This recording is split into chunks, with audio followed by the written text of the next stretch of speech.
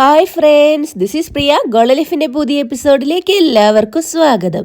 അപ്പോൾ ഇന്ന് നമ്മൾ ഉരുളക്കിഴങ്ങ് വെച്ച് ചെയ്യാൻ പറ്റുന്ന വളരെ സിമ്പിളായിട്ടുള്ള ഒരു സ്നാക്സ് റെസിപ്പിയാണ് ചെയ്യാൻ പോകുന്നത്. വളരെ പെട്ടെന്ന് തന്നെ നമുക്കിത് ചെയ്തെടുക്കാൻ വേണ്ടി പറ്റും. അപ്പം നമുക്കിത് എങ്ങനെയാണ് ചെയ്യുന്നത് നോക്കാം. അതിന് മുമ്പ് പുതിയതായിട്ട് ആരെങ്കിലും ഈ ചാനൽ കാണുന്നുണ്ടെങ്കിൽ welcome to my channel. Channel subscribe ചെയ്യാൻ വേണ്ടിയിട്ട് മറക്കരുത്. അതിനോടൊപ്പം തൊട്ടടുത്തായിട്ടൊരു കുഞ്ഞു ബെല്ലൈക്കൺ കൂടി വരും, അതൊന്ന് എനേബിൾ ചെയ്തേക്കുക. എന്നാൽ മാത്രമേ നിങ്ങൾക്ക് നോട്ടിഫിക്കേഷൻ വരത്തുള്ളൂ. അപ്പൊ നമുക്ക് വേഗം പോയിട്ട് റെസിപ്പി എങ്ങനെയാ ചെയ്യുന്നതെന്ന് നോക്കിയിട്ട് വരാം. ഇപ്പൊ ഞാൻ നല്ല വലിപ്പമുള്ള 2 ഉരുളക്കിഴങ്ങ് എടുത്തിട്ടുണ്ട്. ഇതിന്റെ തൊലിയൊക്കെ കളഞ്ഞതിന് ശേഷം ഒരു പീലർ ഉപയോഗിച്ചിട്ട് ഇതിനിങ്ങനെ ഒന്ന് പീൽ ചെയ്തെടുക്കാം.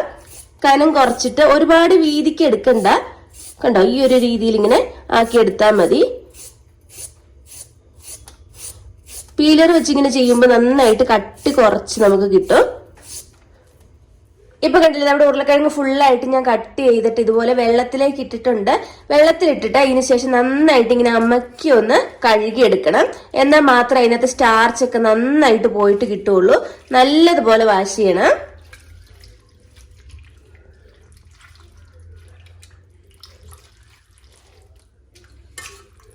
ഇനി നമുക്ക് ഇതിനകത്ത് വെള്ളം കളഞ്ഞിട്ട് എടുക്കാം.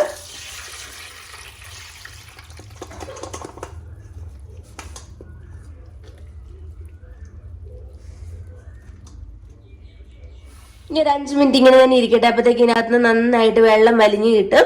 അതിനുശേഷം നമുക്ക് എടുക്കാം.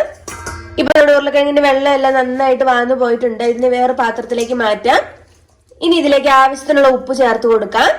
1/2 ടീസ്പൂൺ അളവിൽ കുരുമുളക് പൊടി. ഇനി ഇതിലേക്ക് ഒരു 3 ടേബിൾ സ്പൂൺ അളവിൽ കോൺഫ്ലവർ ചേർത്ത് കൊടുക്കാം. ഇനി ഇതിനെ നല്ലതുപോലെ ഒന്ന് മിക്സ് ചെയ്തിട്ട് കൊടുക്കുക. മിക്സ് ചെയ്തതിന് ശേഷം ഇതിനെ കുറച്ച് നേരം ഒന്ന് റെസ്റ്റ് ചെയ്യാൻ വേണ്ടിയിട്ട് വെക്കണം.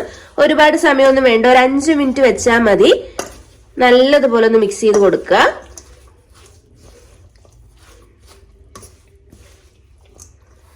ഇപ്പൊ 5 മിനിറ്റ് കഴിഞ്ഞിട്ടുണ്ട്. ഇനി ഇതിനെ നല്ലതുപോലെ ഒന്ന് ഇതുപോലെ ആക്കി കൊടുക്കണം. നന്നായിട്ട് അമ്മക്കി വേണം പ്രസ് ചെയ്തെടുക്കണം നന്നായിട്ട്. കണ്ട, ഈ ഒരു രീതിയിൽ കുറച്ച് വെള്ളം പോലെ ഉണ്ടാവും. ഈ പൊട്ടാറ്റോയിൽ നിന്ന് ഇറക്കി വെക്കുന്ന വെള്ളം, അത് നമ്മൾ എക്സ്ട്രാ വെള്ളം ഒന്നും ഒഴിച്ചിട്ടില്ല.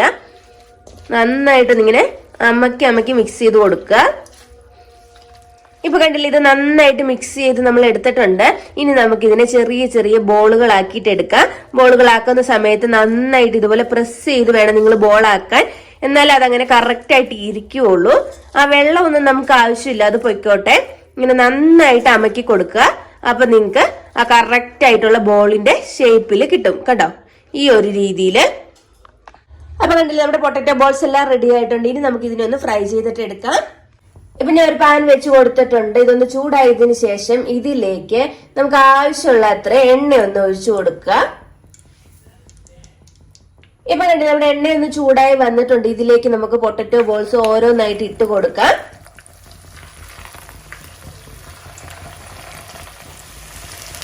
ഇപ്പൊ എല്ലാം ഇട്ട് കൊടുത്തിട്ടുണ്ട്. ഇനി നമുക്ക് നന്നായിട്ടൊന്ന് ഫ്രൈ ചെയ്തെടുക്കാം.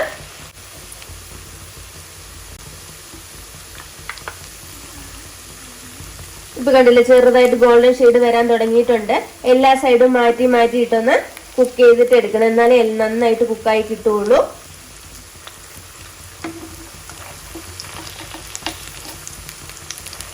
ഇപ്പൊ കണ്ടില്ലേ, നമ്മുടെ പൊട്ടാറ്റോ ബോൾസ് എല്ലാം നല്ലതുപോലെ കുക്കായി നന്നായിട്ട് ഫ്രൈ ആയി വന്നിട്ടുണ്ട്. ഇനി എണ്ണയ്ക്കകത്ത് നമുക്കിത് കോരിയെടുക്കാം.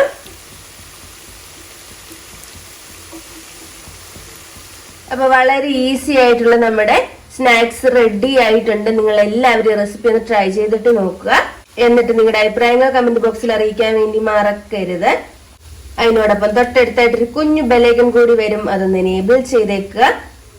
എന്നാൽ മാത്രമേ നിങ്ങൾക്ക് നോട്ടിഫിക്കേഷൻ വരത്തുള്ളൂ. മറ്റൊരു എപ്പിസോഡിലൂടെ വീണ്ടും കാണാം. ബൈ.